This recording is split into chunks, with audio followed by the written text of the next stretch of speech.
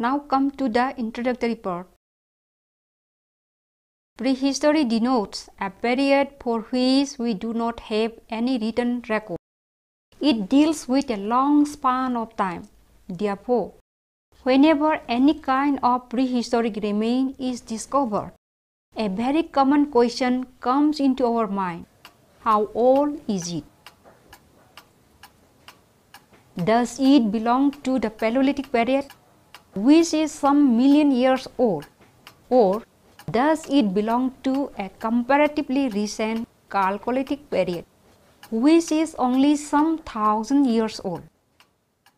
To get the answer, we have to rely on various dating methods that are already available to prehistorians.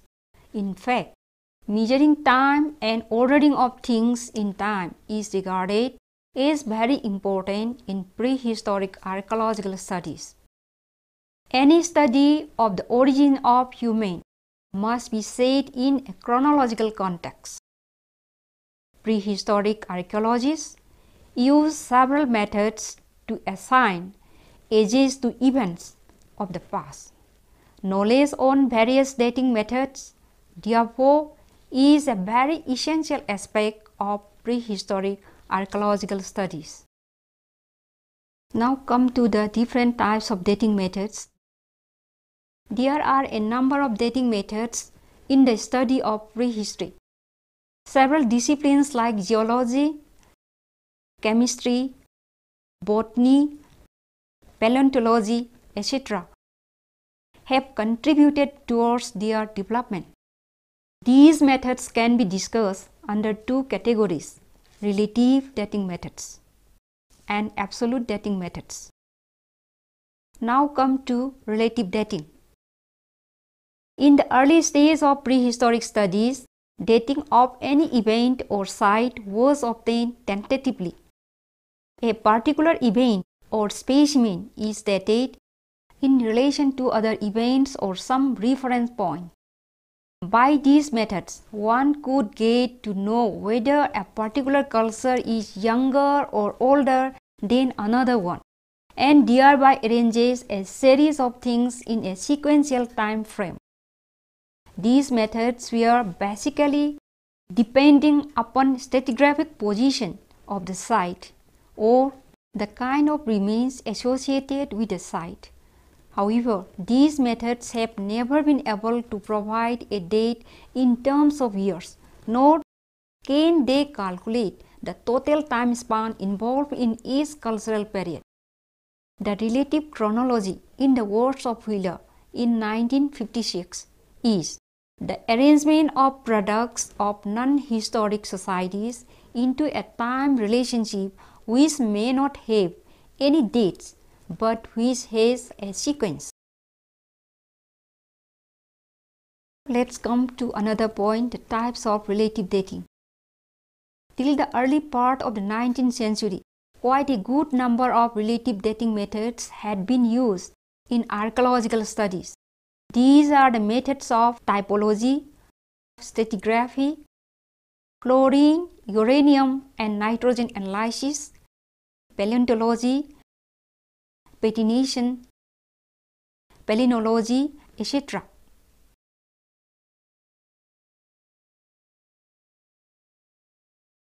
Now come to typology.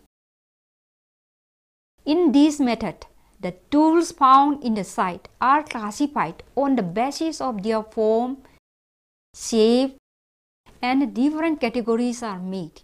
These are then arranged from simple to elaborate, or from poorly preserved to well preserved, or from crude to refined, etc.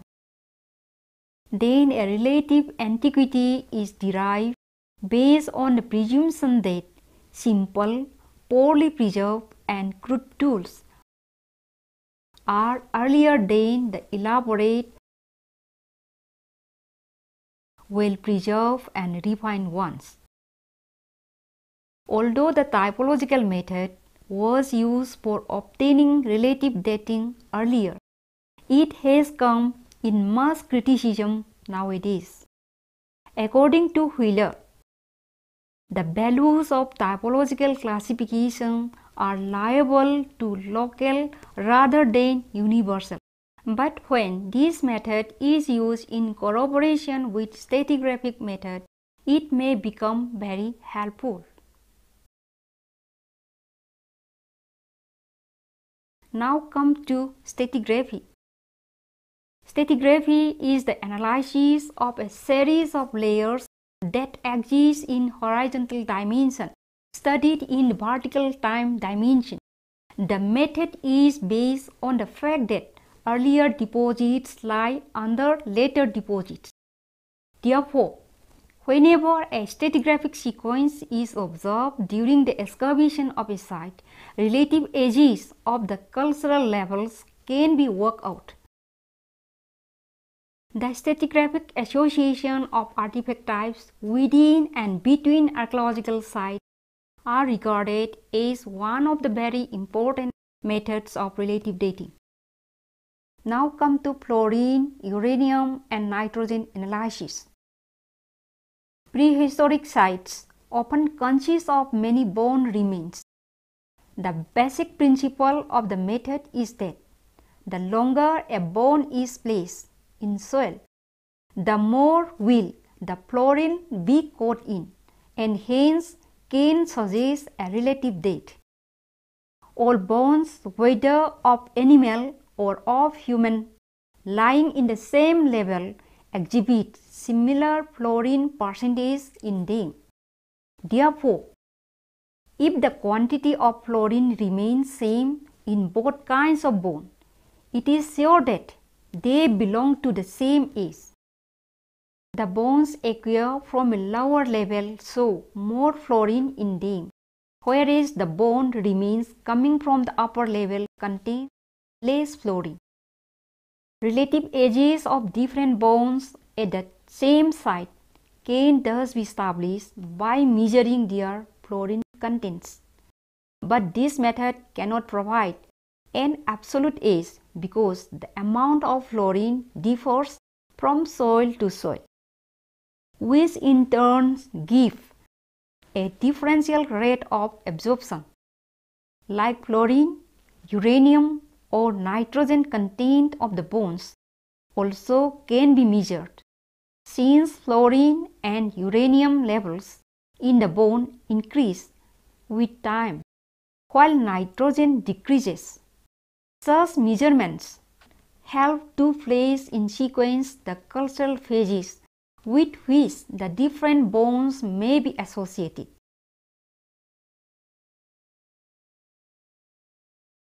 In fact, the analysis of fluorine, uranium or nitrogen is regarded as one of the very important techniques for relative dating. Now come to another relative dating method, that is paleontology. Paleontology is the study of fossilized remains of bones in archaeological sites, also provides relative date. The method is based on the fact that some animals migrate or become extinct with the change of climate. That is, climate has a direct relationship with the presence or absence of certain animals.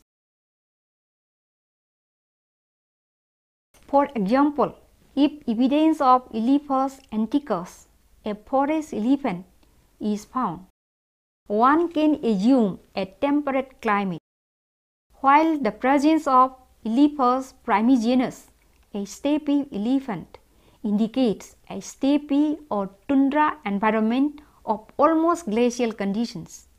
Likewise, it has been found that in North America, the arrival of man caused the extinction of mammals such as the mammoth, horse,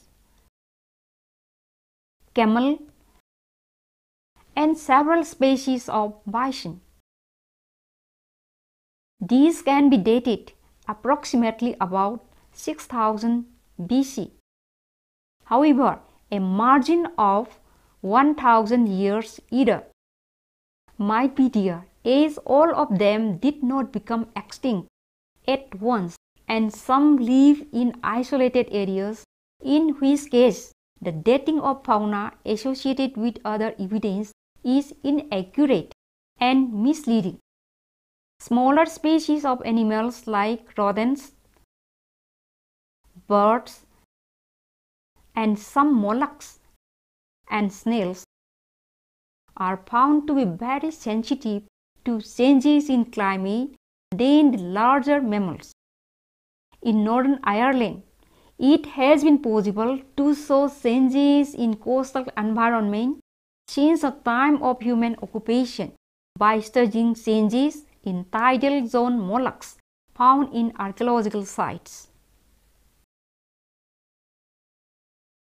Now next come to the relative dating method called patination.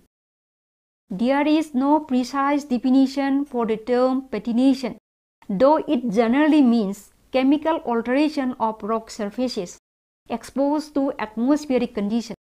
The amount of patina on the stone is an index of its age valuable for relative placement of the stone artifact in the technological development. The chemical alterations of the stone are usually brought about by the action of iron oxides through time. The observation of the amount of patina on a stone may be used at sites where there is a long sequence and demonstrate that those tools which lies in the bottom level may have more patina than those in the upper levels. The different types of tools from the river gravels, terraces of rivers or lakes can be differentiated with the relative amounts of patina on the basis of which the relative ages can be assigned on the artifacts. J.S. Godwin, who worked extensively on patination in 1960, lists many variables involved in patina formation as well as different types of patination that can be used fruitfully for the study of tools from stratified deposits. Now come to palynology. Leonard von Posch, a Swedish scientist, was the first to develop this paleobotanical method in 1916. By this method, a microscopic analysis of pollens extracted from trees are used to identify various trees and a pollen diagram is prepared. The pollen diagram, in which relative frequencies of various species are plotted, helps in tracing out the changing vegetation of an area. Acid peat or bog deposits are ideal sources of annual pollen, but dry sites and clays contain enough pollen to provide a sequence. Pollens in soil underlying or overlying archaeological sites may be correlated with the already known regional pollen sequence, and at the age of the site thus can be dated. A very good example of application of pollen method is in that of the archaeological site at Chakotien in China.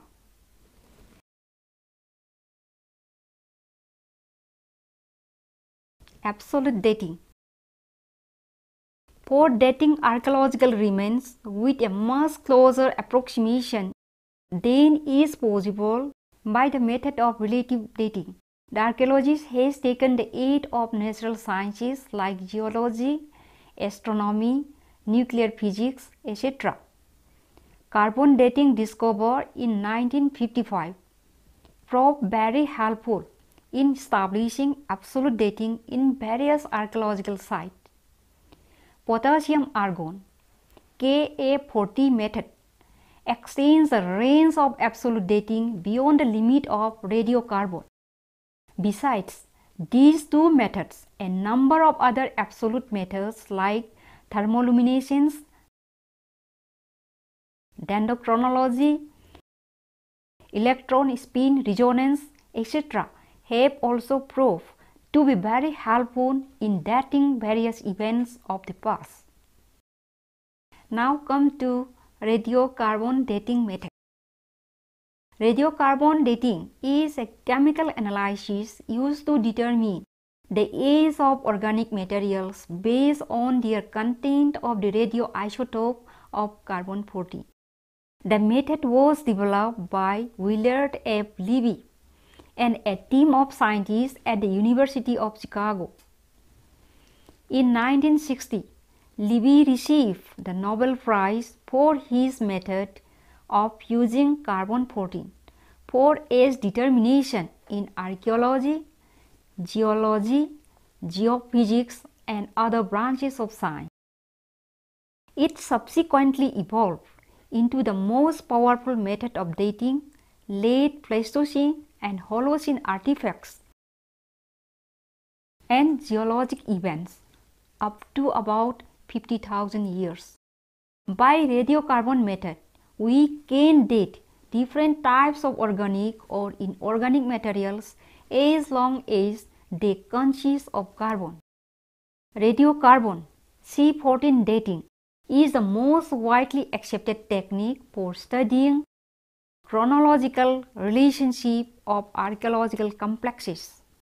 By using the radiocarbon method as a source of objective information, we are able to build stone age chronologies as well as establish the primary chronocultural boundaries. Let's now start with potassium-argon dating method. Potassium-argon K-A40 dating is a method similar to carbon dating. The earth crust contains potassium, of which isotope K40 decays to argon-40 at a known rate. The ratio of potassium-argon may be measured to a certain date of minerals and rocks in a deposit. This method is able to cover a wide range of time, even far greater than carbon-14 method, because the half-life of the radioactive potassium is 1,330 million years. This method has proved quite useful in dating some hominid fossils, as was employed in the site of Olduvai Gorge in East Africa, where the remains were as old as 1.75 million years. The advantage of the method is that it works well in case of sites which are 500,000 years old. But the disadvantage of this method is that it can be applied only to those rocks and minerals which are rich in potassium. Therefore, this method is restricted to the areas where volcanic rocks rich in potassium are available. Let's come to another absolute dating method, that is thermoluminescence.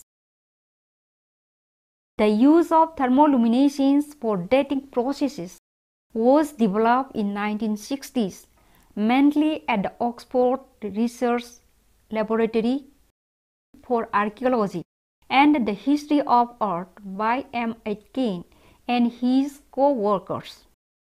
Initially designed to date archaeological ceramics, it was subsequently extended to other mineral materials such as burnt flint. This is based on the fact that objects such as pottery that have been heated in the past can be dated by the measurement of their thermoluminescent glow. Thermoluminescence is the light emitted in the pottery which can be measured. If the ground of pottery is reheated, it emits light. This phenomenon results from the radioactive influence of the metallic elements like uranium and potassium present in the clay and surrounding soil. By the use of thermoluminescence dating method, and the results obtained could be made it possible to provide a new chronological framework for archaeological and anthropological knowledge. For example, The new chronology based on thermoluminescence dating enable in revising some prior assumptions about the evolution of lithic industries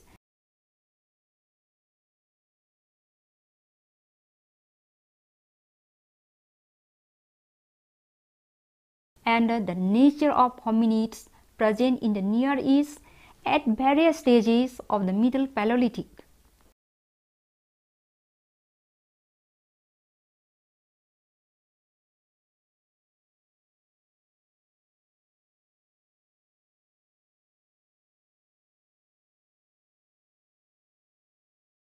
Now let's come to another dating method, that is dendrochronology. The age of wooden objects can be determined by means of dendrochronology or tree ring analysis. It determines the calendar years of tree ring formation and the felling dates of trees, which help in determining the age of wooden objects with a great precision. Dendrochronology has, therefore, become well established in the field of archaeology, art history, and cultural heritage. This dating method, with the latest methodological advances, helps us in defining the calendar year in which the tree rings were formed and in interpreting such dating in terms of the age of a wooden object. Besides thermoluminescence, there are several other methods such as optical and infrared stimulated luminescence (OSL), dating and electron spin resonance (ESR), dating of tooth enamel of larger mammals. These various methods provide dates. They are largely independent of one another. Then come to electron spin resonance (ESR). For the last 20 years, the electron spin resonance (ESR) dating method has allowed the establishment of chronological time frame over most of the history of human evolution. Despite many difficulties found in ESR dating of bones and carbonates, tooth enamel dated by ESR has been proven as a reliable method in its application to fossil teeth and cores.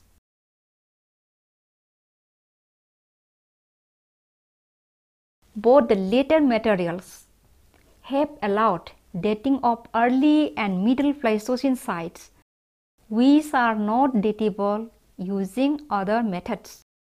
In particular, recent discoveries of human remains in Western Europe have been proposed to be sites of the earliest arrival of human there and have been dated to the early Pleistocene by ESR using cores and tooth enamel.